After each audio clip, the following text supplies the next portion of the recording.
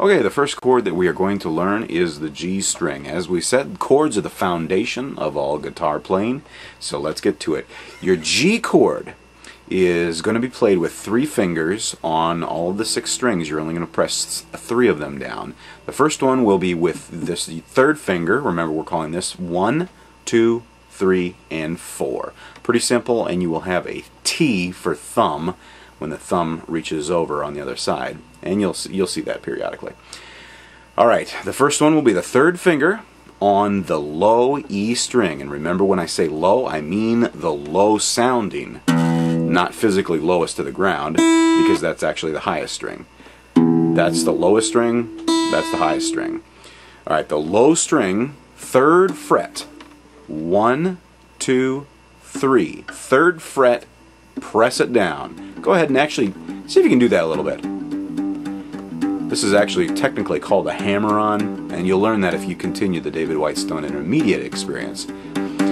That's kind of fun to do, and actually it has a valuable advantage, so keep doing that.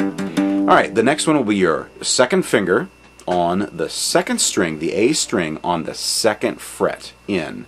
So your 2 fingers right there look like that, and you can see the graph there. And your 3rd finger is not going to be your index finger, it's going to be number 4. And you're going to you basically be exactly where this string is, the low E string, except you're going to be on the high E string. See how I went all the way down there to that? That's going to take a little bit of practice. This is the position that you really need to be using for this G chord, and it sounds like this.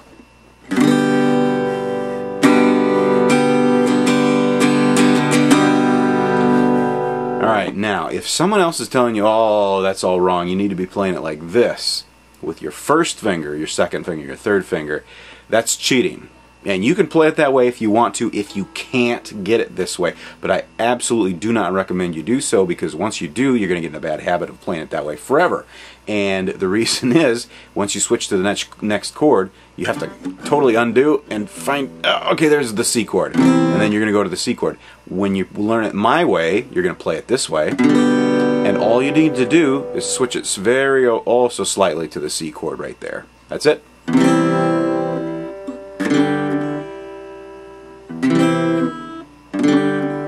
Okay. Alright, so let's get back to this G chord. Number 3 finger, low string. 2nd string, A, 2nd position. And the pinky on the high E string, 3rd fret. Alright, now, as we'll switch positions here, I should say switch camera angles is what I mean, because I want you to see the downstroking that I'm doing with my right hand. This is pretty important. Alright, G position, G chord.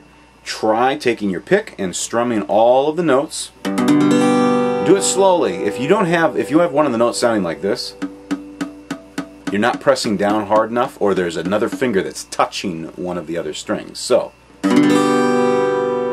practice that until you get the sound right. Until you get it to sound just like mine. Alright, go ahead and pause the video until you get it to sound just like mine, and then hit play again. Alright, now that you've gotten it to sound correct, let's just practice strumming. All we're going to do is a simple down-up stroke. That's all. Remember, this arm has to be the pendulum that keeps the guitar flowing. This is what it sounds like.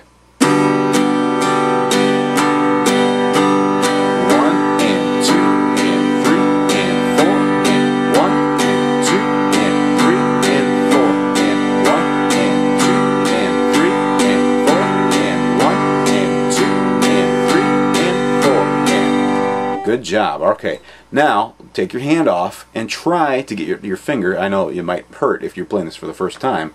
Your fingers are probably going to hurt quite a bit. Now go back to the G chord. What's pretty good practice is to hit the chord, release. Hit the chord, release. So let's go back to it. Same thing, G chord. Find the position that we just talked about. And once you have it, play again.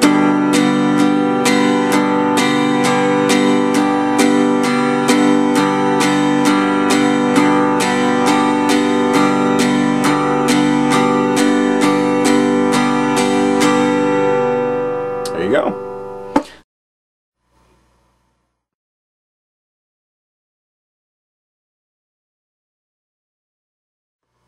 For tons more free videos, free stuff, and a whole lot of more information that you're going to love, check out fastguitarlessons.com. You'll be glad you did.